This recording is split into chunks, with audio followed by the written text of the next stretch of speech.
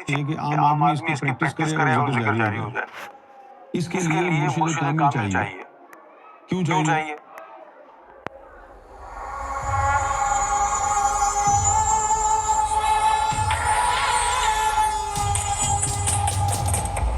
محبت الہی کا تعلق صرف عبادات اور اذکار سے ہے۔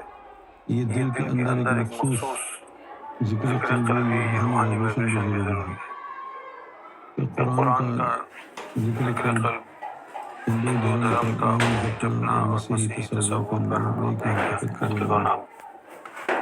تمام مذاہب میں یہ تعلیم تو ہے کہ دل کو رب کے ذکر میں لگانا ہے، جیسے مسلمانوں میں اس میں ذات عطا ہوتا ہے، قلب۔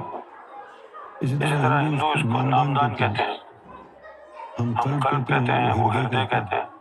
ہردے کا کیا مطلب ہو گیا؟ ہر جو ہے خدا کا نام ہے، ہردے کا مطلب ہو گیا ہاؤس آف گاڈ۔ ہردے جیسے گردوارہ ہے، گردوارے کا مطلب سمجھ گئے نا، گرو کا دوارہ۔ ذکر قلب تصور تو جتنے بھی آسمانی مذاہب ہیں سب میں ہے، لیکن مذہب جتنا پرانا ہوتا جاتا ہے اس کی تعلیم میں اتنا بگاڑ آتا جاتا ہے، اور جب روحانی نظام ختم ہو جاتا ہے دین بھی ختم ہو۔ جس دین میں ولی رہتے ہیں ان ولیوں کی وجہ سے روحانی نظام قائم ہے۔ جب ولایت ختم ہوگی تو ختم ہوگی، دین کا بیڑا غرق ہو جاتا ہے۔ اب اسلام میں ہی دیکھ لیں، اسلام میں جو دین آگے بڑھا ہے وہ صرف اور صرف ولیوں کی وجہ سے آگے بڑھا ہے، ورنہ دین تو ختم ہو چکا تھا۔ اچھا 1000 سال پہلے جب سیدنا غوث اعظم رضی اللہ تعالیٰ جنگلوں میں ریاضت کر رہے تھے، نیم مردہ حالت میں شخص کو دیکھا، پوچھا کہ کون ہو؟ کہ جی میں آپ کے نانا کا دین ہوں، میری مدد کرو۔ بات نے توجہ سے اٹھایا، غیب سے آواز آئی، محی الدین، دین کو زندہ کرنے والا۔ 1000 سال پہلے دین مردہ ہو چکا تھا، اب کیا حال ہوگا؟ ذکر قلب تو بنیادی تعلیم ہے، اس تعلیم کے بغیر آپ صاحب ایمان نہیں ہو سکتے۔ دین میں اور مذہب میں فرق ہے۔ دین پورا ضابطۂ حیات ہے۔ دین simply means an adopted lifestyle to live according to the directives of God. This is how you should live. So any institution or any celestial book that requires from its practitioners to adopt spirituality, purify their lower self, awaken their souls, and connect with God.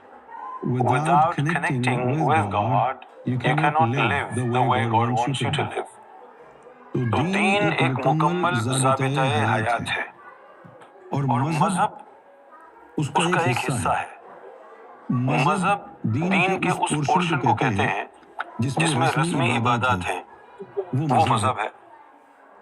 اسی لیے جو مکاتب فکر ہیں، مسالک ہیں، ان کو مذہب کہا جاتا ہے۔ سنی مذہب، شیعہ مذہب۔ مطلب کیا ہوا کہ عبادت کرنے کا شیعہ طریقہ، عبادت کرنے کا سنی طریقہ۔ دین اسلام ہے، مذہب سنی بھی ہو سکتا ہے، مذہب شیعہ بھی ہو سکتا ہے۔ سمجھ گئے نا؟ اب مذہب تو رہ گیا، ہندو دھرم بھی مذہب تو رہ گیا، دین نہیں رہا۔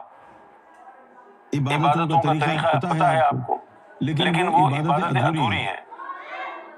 دیکھو میں آپ کو کال کروں، ہیلو ہیلو، آپ کو آواز ہی نہیں جا رہی، تو پھر بیکار ہے نا۔ کیا آپ کہیں گے کہ کال ہو گئی ہے؟ اسی طرح ہم نماز پڑھ رہے ہیں، اللہ کے پاس پہنچ ہی نہیں رہی، آپ نمازی کیسے بن گئے؟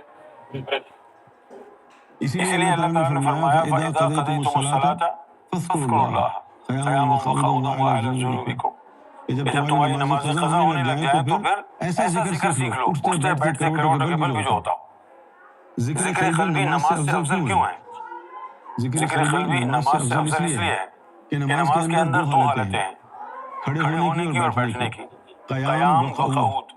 اور ذکر قلبی میں تین ہیں، قیام وقعود و جنوبکم، اٹھتے بیٹھتے کروڑوں کے بل بھی۔ اسی لیے قرآن نے کہا کہ ان الصلاۃ تنہی عن الفحشاء والمنکر ولذکر اللہ اکبر۔ نماز برائیوں بے حیائی سے روکتی ہے، لیکن اللہ کا ذکر سب سے بڑا ہے۔ آج کا مسلمان یہ بات سمجھ نہیں سکتا، جان نہیں سکتا۔ یہ ذکر قلب اتنی بڑی چیز ہے کہ نہ اس کے مقابلے میں نماز ہے، نہ اس کے مقابلے میں عمرہ ہے، نہ حج ہے۔ بتاؤ اس سے بڑھ کر کیا ہوگا کہ اگر آپ کا ذکر چل گیا تو پچھلے گناہ اللہ تعالیٰ پہلے معاف کرتا ہے، دھوتا ہے، بعد میں ذکر چلاتا ہے۔ اور اس کے بعد جب دل میں اللہ کا نور چلا گیا، اس کے بعد جو گناہ ہوں گے وہ دل دھوتا رہے گا، تو اگلے بھی معاف، پچھلے بھی معاف۔ تم کامیاب ہو گئے نا۔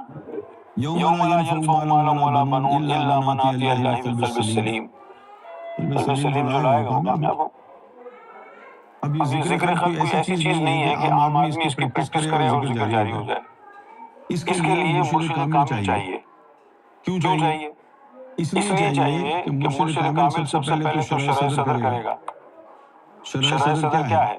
اللہ تعالیٰ نے سارے لطائف، ساری روحیں آپ کی دل کے اندر بند کر کے اس پہ جاری لگا دیے۔ جیسے آپ کوئی پارسل آئے گا، وہ پیکنگ میں ہوگا نا، مضبوط طریقے سے باندھا ہوا ہوگا اس کو، ہے نا؟ تو سب سے پہلے کیا کریں گے آپ؟ اس پیکیجنگ کو کھولیں گے نا۔ اسی طرح اللہ نے بھی ساری روحوں کا پیکٹ بنا کے دل میں ڈالا ہے نا۔ اس لیے اس نے کہا افمن شرح اللہ صدرہ للاسلام۔ اسلام دین تک وہی پہنچ پائے گا جس نے اپنے دل کی شرح صدر کر دی۔ مرشد کامل 1,80,000 جالے ہٹاتا ہے نظروں سے، اس کے بعد اس میں ذات داخل کرتا ہے۔ پھر دو فرشتے اللہ تعالیٰ اس کے اوپر لگا دیتا ہے، جس کو ذکر قلب کی اجازت ہوتی ہے۔ وہ فرشتے پھر صبح شام تمہارے دل کی دھڑکنوں کو پکڑ پکڑ کے اللہ میں لگاتے ہیں۔ مرشد کامل کے بغیر یہ کام ناممکن ہے۔ اب مسلمانوں میں ایسے فرقے بھی آ گئے ہیں جو مرشد کامل کے منکر ہیں۔ وہ کہتے ہیں مرشد کی کیا ضرورت ہے، یہ سب شرک ہے، کفر۔ اچھا اس کے بعد پھر ہوا یہ کہ مرشد کامل کے بیس میں عام لوگ بھی آ کے شیطان بیٹھ گئے، جن کو نہ روحانیت کا پتہ نہ کچھ پتہ، نہ چلہ مجاہدہ کیا نہ اللہ کا دیدار ہوا۔ ان کے خاندان میں کوئی ولی گزرا تھا، اس کے بعد گدی نشین بنتے گئے، اس کا بیٹا بھی ولی بن کے بیٹھ گیا، اس کا بیٹا بھی وراثت سمجھ لیا اس کو، اندر خالی۔ جب لوگوں کو کچھ نہیں ملا تو لوگ بدگمان ہو گئے کہ یار وہ دیوبندی ٹھیک کہتے ہیں، کوئی مرشد ورشد کچھ نہیں ہوتا۔ پھر یہ جو جعلی ڈبہ پیر تھے نا، انہوں نے لوگوں کے پیسے رکھے، عورتوں کو استعمال کیا، جیب لوگوں کی کاٹی، نذرانے چندے، اپنی زندگی بنائی، لائف سٹائل بنایا۔ ورنہ پیر کامل جو ہے وہ تو اللہ کا دوسرا روپ ہے۔ مولانا روم نے کہا ہے پیر کامل صورت ذل الہ، پیر کامل یعنی دید پیر، دید کبریا۔ پیر کامل صورت ذل الہ یعنی دید پیر، دید کا مطلب ہے دیکھنا، یعنی دید پیر، دید کبریا۔ کہاں ملتا ہے کوئی پیر؟ پنجابی میں کہتے ہیں کہ پیر ملے اور پیڑ نہ جائے، ایسا پیر بیکار ہے۔ پیڑ کا مطلب ہے درد۔ لیکن تم کو اگر کوئی پیر کامل مل بھی جاتا تمہارے لیے بیکار تھا، کیونکہ اس کے تو قوانین بڑے سخت ہیں۔ جب تک مکمل تم شریعت پر عمل پیرا نہ ہوتے وہ تم کو اپنے پاس آنے بھی نہیں دیتا۔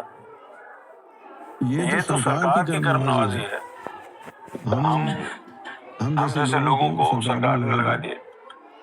جب لوگوں نے بہت زیادہ اعتراض کیا کہ بھئی ان گناہگار لوگوں کو کیسے ذکر قلب دے دیا سرکار کو شاہد، سرکار نے فرمایا کہ ایک دن ہمیں یہ خیال آیا کہ ضرورت دیکھیں یہ اتنی طاقت کیوں آئی ہے ہمارے پاس۔ اللہ سے پوچھا تو اللہ تعالیٰ نے فرمایا کہ یہ رعایت صرف امام مہدی کے لیے ہے۔ میں نے اس سے پہلے کہا تھا ذکر قلبی